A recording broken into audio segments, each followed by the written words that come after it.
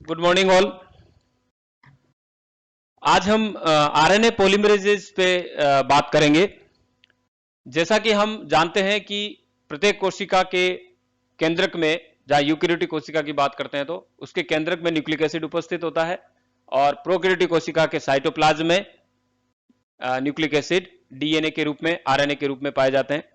तो डीएनए से आरएनए का निर्माण और आरएनए से प्रोटीन का निर्माण, ये इसमें केंद्रक सिद्धांत कहलाता है, सेंट्रल डोगमा।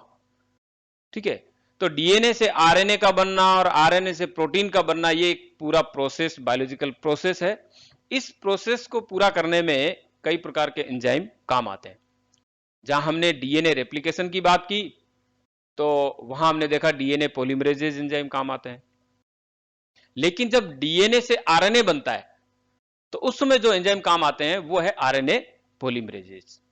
तो हम यहां पर आरएनए पॉलीमरेजेज बहुत प्रकार के होते हैं। तो एक आरएनए पॉलीमर की स्ट्रक्चर क्या होती है, हम उस पर चर्चा करेंगे। कितने प्रकार होते हैं, प्रोकैरियोटिक आरएनए पॉलीमरेज क्या होते हैं, कितने प्रकार होते हैं, यूकैरियोटिक क्या होते हैं, इनकी स्ट्रक्चर क्या होती है, इनके बारे में क्वेश्चंस अक्सर पूछे जाते हैं। तो आज का जो टॉपिक है वो मुख्य रूप से केवल इस पर्टिकुलर एंजाइम्स के बारे में ही है। तो चलते हैं हम इसमें। सबसे पहले इसको डिफाइन कैसे करते हैं। तो आरएनए पॉलीमरेजेज जो है एंजाइम, ये एक ऐसा एंजाइम है जो मल्टी सब यूनिट एंजाइम है। मल्टी सब यूनिट का मतलब यह हुआ कि प्रोटीन की एक से अधिक उप इकाइयां मिलकर के इस एंजाइम को बनाती है। और यह एंजाइम किसमें इन्वॉल्व रहता है, यह भाग लेता है अनुलेखन प्रक्रिया। अनुलेखन प्रक्रिया जिसमें डीएनए से आरएनए का निर्माण होता है, उसे अनुलेखन कहते हैं। साथ ही यह एंजाइम रिस्पॉन्सिबल होता है कि डीएनए सीक्वेंसेस को, डीएनए के अनुक्रम को आरएनए के अनुक्रम में बदलने का काम जो है, या उसको कॉपी करने का काम जो है, वो ये ट्रांसक्रिप्शन करता है। तो डीएनए की सीक्वेंस और आरएनए की सीक्वेंस ये बिल्कुल सिमिलर होती है। डीएनए का जो स्ट्रैंड, कोडिंग स्ट्रैंड देखेंगे तो, क्योंकि यहां पर हम दोनों डीएनए के डुप्लीकेट स्ट्रैंड है, उसकी भी चर्चा करेंगे आगे अगले चैप्टर में कि आरएनए की सीक्वेंस और कौन सा डीएनए के दोनों स्ट्रैंड में से डीएनए होता है जिसकी सीक्वेंस सिमिलर होती है, वही कोडिंग स्ट्रैंड कहलाता है, कोडिंग डीएनए स्ट्रैंड होता है। साथ ही साथ यदि हम आगे चर्चा कर रहे हैं कि कार्य जो है इस डीएनए पॉलीमरेज के फंक्शन, उसका मुख्य काम है कि अनुलेखन की प्रक्रिया को नियमित करना, नियंत्रित करना, control the process of transcription. सबसे इंपॉर्टेंट इसका काम, मुख्य काम है। और डीएनए के अंदर जो सूचनाएं निहित है, जो संग्रहित है, उन सूचनाओं को नए बनने वाले मैसेंजर आरएनए के अंदर कॉपी करना। तो ये हम यहां इसलिए देख रहे हैं कि जो डीएनए बना है, उस डीएनए से क्या बनाया हमने, आरएनए। तो डीएनए से जो आरएनए बना है, ये प्रोसेस तो कहलाती है अनुलेखन, जिसे हम कह रहे हैं ट्रांसक्रिप्शन। और इस प्रोसेस को कराने वाले जो एंजाइम होते हैं वो कहलाते हैं आरएनए पॉलीमरेज एंजाइम। ठीक है। अब इस आरएनए की जो सीक्वेंस होती है वो इस डीएनए की सीक्वेंस के सिमिलर होती है। अंतर केवल एक न्यूक्लिक, एक नाइट्रोजन क्षारक का होता है। वही थायमीन की जगह पर आरएनए में यूरेसिल होता है। अब इस पूरी प्रोसेस में, इस ट्रांसक्रिप्शन की पूरी प्रक्रिया में आरएनए पॉलीमर जो होता है वो कॉन्टेम्परेरी होता है to the template DNA strand के, है ना। क्योंकि ये हम पहले भी चर्चा कर चुके हैं, हम बात कर चुके हैं कि कोई भी प्रोसेस हो, चाहे वो डीएनए प्रतिलिपिकरण की हो, आरएनए अनुलेखन की हो, या फिर हम इसके ट्रांसलेशन की प्रोसेस हो, अनुवादन की प्रोसेस हो, ये सारी प्रक्रियाएं 5 to 3 डायरेक्शन में ही होती है।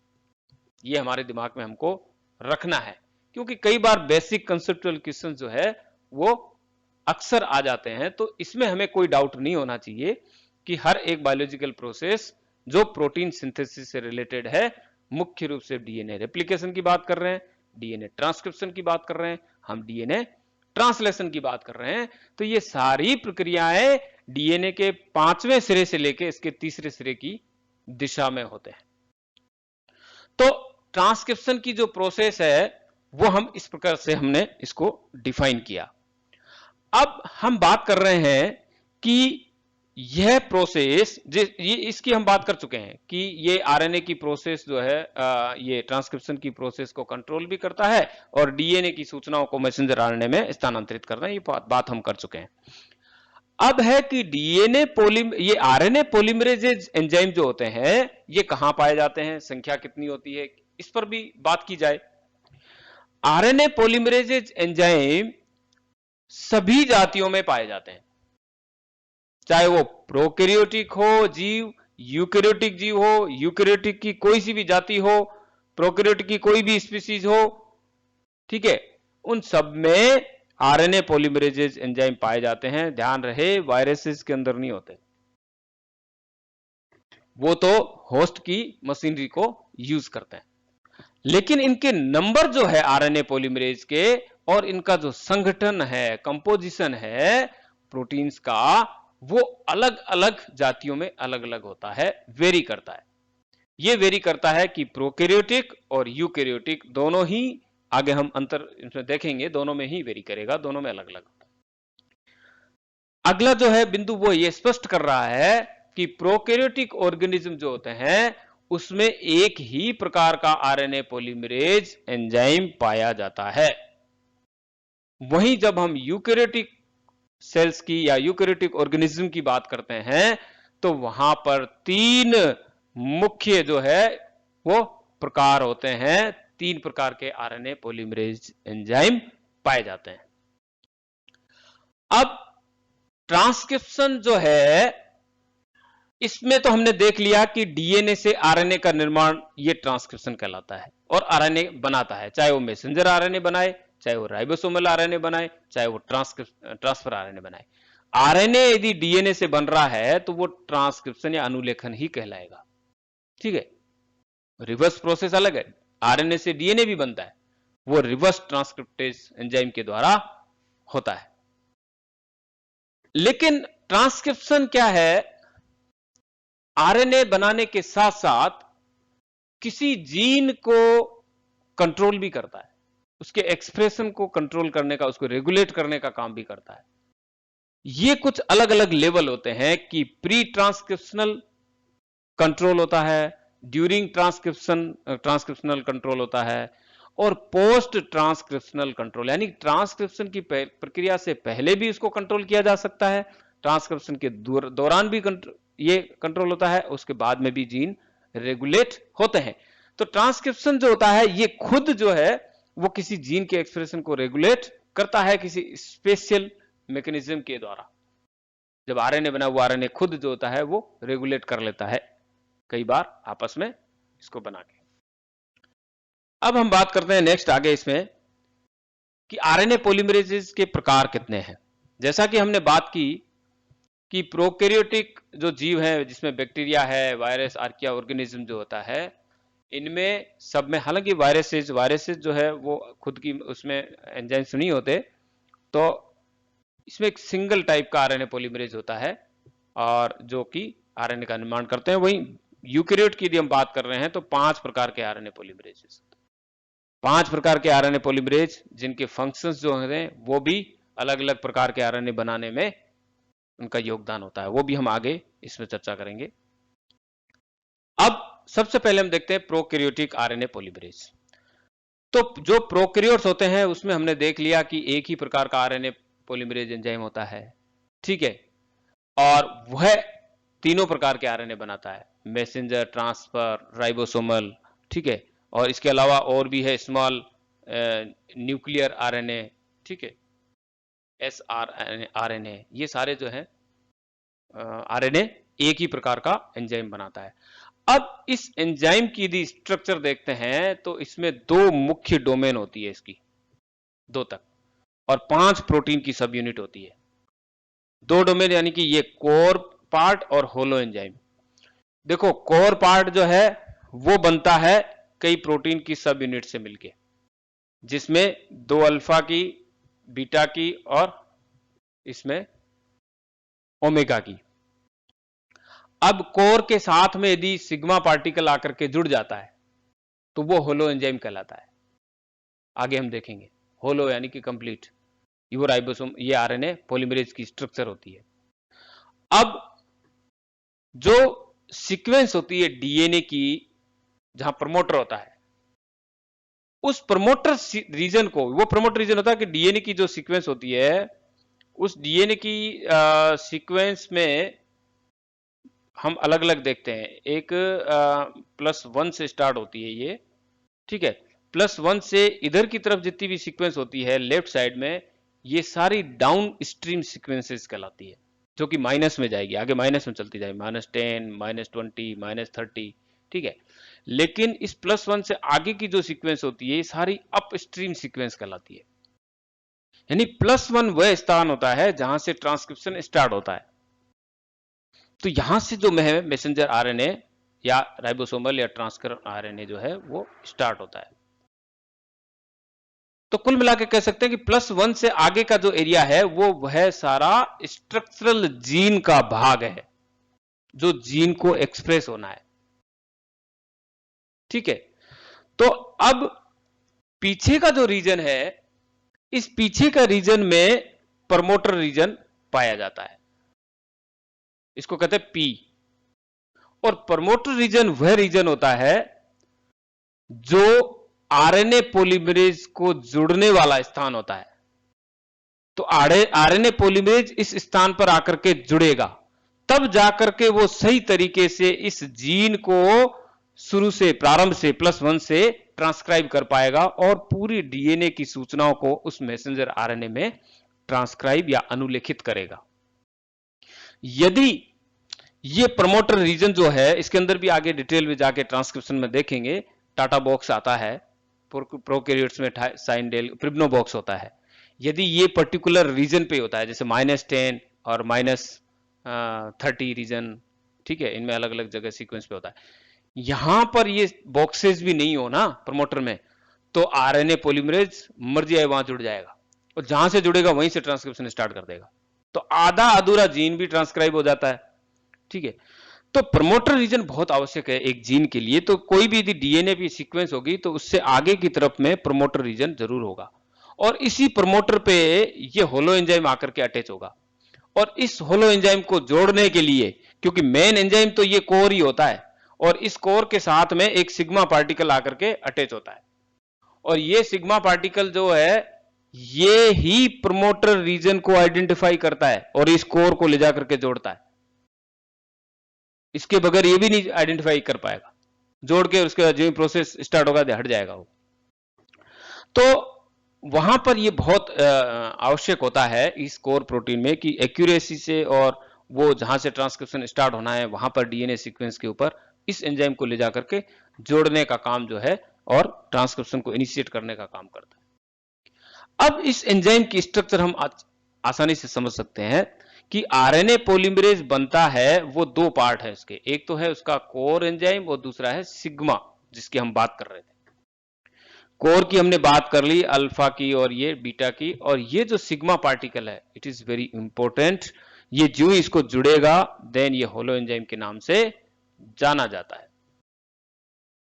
और सिग्मा देखो यहां क्लियर लिखा हुआ है, function of the sigma is ensure that the bacterial RNA polymerase bind in the stable manner of DNA only at promoter, not at other site। तो ये जरूरी है कि प्रमोटर रीजन पे जोड़ने के लिए सिग्मा बहुत जरूरी है, वही आइडेंटिफाई करता है, और सिग्मा जब इस कोर से जुड़ेगा तभी वो होलो एंजाइम कहलाएगा।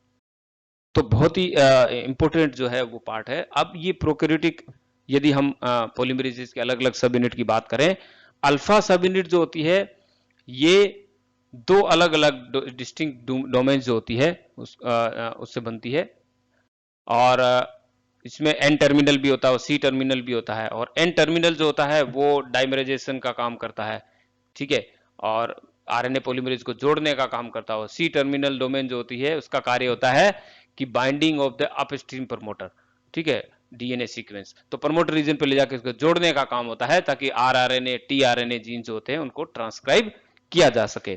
तो ये जो है इसकी हम टेबल से हम देख सकते हैं कि अलग अलग सब यूनिट जो है आरएनए पॉलीमरेज की, जैसे हम बीटा की बात कर रहे हैं तो बीटा 150.4 किलो डाल्टन का है, और बीटा डैश जो है ये दोनों फॉर्म जो होती है इसका मेन जो काम होता है वो कैटालिटिक सेंटर के रूप में ये कार्य करते हैं, यानी कि आरएनए सिंथेसिस का भी ये कार्य करते हैं। बीटा डैश की बात कर रहे हैं तो ये दोनों मिलकर के यहां भी सेम फंक्शन है। इन दोनों का काम ये है कि आरएनए का सिंथेसिस करना, एक कैटालिटिक सेंटर के रूप में काम करते हैं। जब हम अल्फा की बात करते हैं, अल्फा की दोनों यूनिट जो है ये जो है एंजाइम असेंबली का काम करता है और इससे बना होता है, और it is also bind the promoter region, upstream promoter sequence होती है वहां पे जाकर के ये जुड़ता है। और जो ओमेगा की बात कर रहे हैं ये किसी प्रमोटर की विशिष्टता को कंफर्म करता है, और ये -10 और -35 रीजन जो है ये प्रमोटर की सीक्वेंस साइट होती है, -10 और -35। -10 पे टाटा बॉक्स होता है या प्रिब्नो बॉक्स देखते हैं हम, इसको प्रिब्नो बॉक्स कहते हैं प्रोकैरियोट्स के अंदर। तो ये प्रमोटर के रीजन जो होते हैं उनको स्पेसिफाई करना और वहां पे जाके जुड़ने का काम जो है वो ये करते हैं।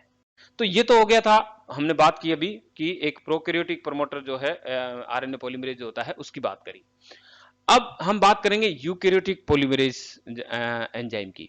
यूकैरियोट्स में ये आप देख लीजिए मुख्य रूप से तो फर्स्ट सेकंड थर्ड, और लेकिन बाद में देखते हैं तो यहाँ सेवंथ और फोर्थ और फिफ्थ टाइप के आरएनए पॉलीमरेज एंजाइम होते हैं। 5 प्रकार के अंतर देख लीजिए।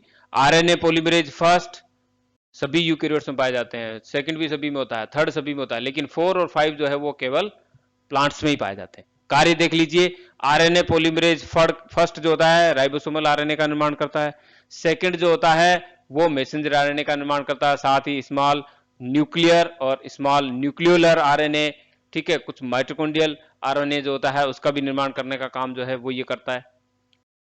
आरएनए पॉलीमरेज थर्ड जो है वो ट्रांसफर आरएनए का या फिर स्मॉल आरआरएनए का काम, कुछ एसएनआरएनए का काम। तो 3 जो मुख्य रूप से आरएनए है कि आरएनए पॉलीमरेज फर्स्ट जो है वो बनाता है आरआरएनए, ठीक है, आरएनए पॉलीमरेज सेकंड जो है वो बनाता है मैसेंजर आरएनए, और आरएनए पॉलीमरेज थर्ड जो है वो बनाता है ट्रांसफर आरएनए। ये हमें ध्यान रखना है कि कौन सा आरएनए पॉलीमरेज कौन से आरएनए को बनाता है। और जहां हम बात कर रहे हैं फोर्थ और फिफ्थ की, तो फोर्थ जो होता है प्लांट्स में ही होता है, और यहां पर ये कुछ siRNA का निर्माण करता है, और साथ ही फिफ्थ की बात करते हैं तो यहां पर ये हेट्रोक्रोमेटिन जो पार्ट है उसका निर्माण करने में हेल्प करते हैं, यानी ट्रांसक्रिप्शन ही करते हैं उसमें फॉर्मेशन का। अब हम बात कर रहे हैं आरएनए पॉलीमरेज फर्स्ट की। ये एंजाइम जो है वो न्यूक्लियोलस में होता है, सेल के केंद्रिका में, और जहां हमने बात करी फर्स्ट आरआरएनए बनाता है, तो केंद्रिका जो होती है वो मुख्य रूप से राइबोसोमल पार्ट ही है, पूरा राइबोसोम्स की सब जितने भी आरआरएनए हैं वही बनते हैं। और स्पेशलाइज्ड न्यूक्लियर जो स्ट्रक्चर होती है वहां पे ये अटैच होते हैं, और आरआरएनए जो है वो ट्रांसक्रिप्शन के दौरान इसी से सिंथेसाइज किए जाते हैं, और ये राइबोसोम बनाने में हेल्प करते हैं। और मेन जो कंपोनेंट है वो राइबोसोम के हैं, आरआरएनए ट्रांसलेशन में हेल्प करते हैं, और आरएनए पॉलीमरेज फर्स्ट जो है वो आरआरएनए सभी प्रकार के आरएनए जो है वो सभी को बनाते हैं, लेकिन 5S आरएनए जो है वो ये नहीं बनाता, 5S जो है वो थर्ड बनाता है, ठीक है ना। तो ईस्ट के अंदर देख सकते हैं 600 किलो डाल्टन का है, 1.3 इसमें 13 सब यूनिट जो होती है उससे मिलकर बना होता है। तो फर्स्ट की हमने बात करी कि ये आरआरएनए बनाता है, आरआरएनए जो कि राइबोसोम बनाता है, जो कि ट्रांसलेशन में हेल्प करता है, और सभी प्रकार के आरआरएनए का निर्माण जो है वो केंद्रिका में करने का ये काम करता है। अब हम बात कर रहे हैं इसमें second polymerase, RNA polymerase second. ये एंजाइम न्यूक्लियस में होता है। देखो ये हमें थोड़ा सा लोकेलेशन वगैरह का ध्यान रखना पड़ेगा। ये एंजाइम न्यूक्लियस में होता है, और ये मेन जो है मोस्ट ऑफ द ऑर्गेनिज्म होते हैं जिसके अंदर आरएनए पॉलीमरेज सेकंड होता है, तो उसमें 12 सब यूनिट होती है, ठीक है, जिससे मिलकर के ये बना होता है। और मेन ये मेडअप ऑफ होलो एंजाइम, और मीडिएटर्स होते हैं, तो उनको कहते हैं जनरल ट्रांसक्रिप्शन फैक्टर। तो उनसे मिलकर के ये बना होता है। साथ ही ट्रांसक्रिप्शन फैक्टर्स और ट्रांसक्रिप्शनल रेगुलेटर्स जो होते हैं वो भी इसके अंदर पाए जाते हैं, जो कि ट्रांसक्रिप्शन को, प्रोसेस को कंप्लीट करने और उसको रेगुलेट करने में हेल्प करते हैं, वो भी इसमें पाए जाते हैं। तो जितने भी जो सिंथेसाइजिंग जो प्रोटीन्स होते हैं वो न्यूक्लियर प्री मैसेंजर आरएनए जो होते हैं उसके अंदर होते हैं, और उसका काम जो होता है ये आरएनए पॉलीमरेज सेकेंड, जो मुख्य रूप से, क्योंकि मैसेंजर आरएनए बनाने का काम है इसका, इसलिए सारा कुछ इसी पे निर्भर करता है। तो ये जो है वो रिस्पॉन्सिबल होता है transcribing most of the eukaryotic जितने भी स्ट्रक्चरल जीन होते हैं उनको ट्रांसक्राइब करने का काम जो है वो यही एंजाइम करता है। और सभी ह्यूमन जीन जितने भी होते हैं स्पेशली उन्हें सब में ये पाए जाते हैं। प्लांट्स के अंदर हमने अभी पहले देख लिया कि ये जितने भी यूकैरियोटिक सेल्स होती है उनमें सब में पाया जाता है। अब जो है तीसरा लास्ट जो है, इसका तीसरा जो है मुख्य रूप से एंजाइम वो है, ये है third RNA polymerase third, nucleus में होता है और 14 या उससे ज्यादा सब यूनिट से मिलकर के ये बना होता है। 700 किलो डाल्टन का है, यानी कि सबसे बड़ा जो है वो ये है, सबसे ज्यादा यूनिट भी इसी की है। और इसका मुख्य काम जो होता है कि वो ट्रांसफर आरएनए को बनाना, आरआरएनए जो है वो स्मॉल 5s का और अदर स्मॉल आरएनए बनाने का काम ये करता है। इसका जो टारगेट पॉइंट है वो है कि normal functioning of the cell, translation में हेल्प करते हैं ये सारे। फोर्थ और फिफ्थ जो एंजाइम है ये प्लांट्स में पाए जाते हैं, ठीक है। और इसका जो मुख्य जो कंबाइंड एक्शन जो होता है वो होता है कि ये स्मॉल इंटरफेरिंग आरएनए का निर्माण करते हैं। इसमें siRNA, स्मॉल इंटरफेरिंग आरएनए का निर्माण करते हैं। साथ ही साथ ये हेटेरोक्रोमेटिन जो होता है उसका फॉर्मेशन करने में हेल्प करते हैं। तो दो मुख्य काम इसके हैं प्लांट्स के अंदर। आरएनए पॉलीमरेज जो होता है वो प्लास्टिड में माइटोकॉन्ड्रिया के अंदर होते हैं और माइटोकॉन्ड्रियल डीएनए के द्वारा ये रेगुलेट होते हैं। इसलिए ये केवल प्लांट में होते हैं, क्योंकि जो क्लोरोप्लास्ट और माइटोकॉन्ड्रिया जो है ये एक सेमी ऑटोनोमस बॉडी है और प्लांट सेल में होती है। इनका डीएनए अलग होता है, तो माइटोकॉन्ड्रियल डीएनए जो होता है उन्हीं के द्वारा ये जो है एनकोडेड होते हैं, और ये उसी में ये रह करके हेटेरोक्रोमेटिक फॉर्मेशन का निर्माण करना या फिर siRNA का निर्माण करने का काम ये करते हैं। और ये एंजाइम जो ज्यादा रिलेटेड होते हैं वो बैक्टीरियल आरएनए पॉलीमरेज की तुलना में उससे रिलेटेड होते हैं देन न्यूक्लियर आरएनए पॉलीमरेज। और मुख्य रूप से फंक्शन इसका वही है, स्पेसिफिक ट्रांसक्रिप्शन करना है जो ऑर्गेनेल के जीन्स होते हैं, चाहे माइटोकॉन्ड्रिया हो या क्लोरोप्लास्ट हो। फंक्शंस मुख्य रूप से हम देख सकते हैं, मुख्य रोल जो है इसका प्रोटीन का सिंथेसिस करना। तो इसका मेन फंक्शन है वो प्रोटीन को कोडिंग करने का काम, जीन को रेगुलेट करने का काम, ठीक है, एज ए एंजाइम के रूप में काम करते हैं और ये आरएनए का निर्माण करते हैं। साथ ही साथ ये गैमीट्स बनाते हैं by the non coding RNA जो होता है एनसीआरएनए के द्वारा, और कई रेगुलेटरी मॉलिक्यूल्स जो होते हैं जो कि इस प्रोसेस को नियंत्रित करते हैं उसका भी उत्पादन करने में ये हेल्प करते हैं।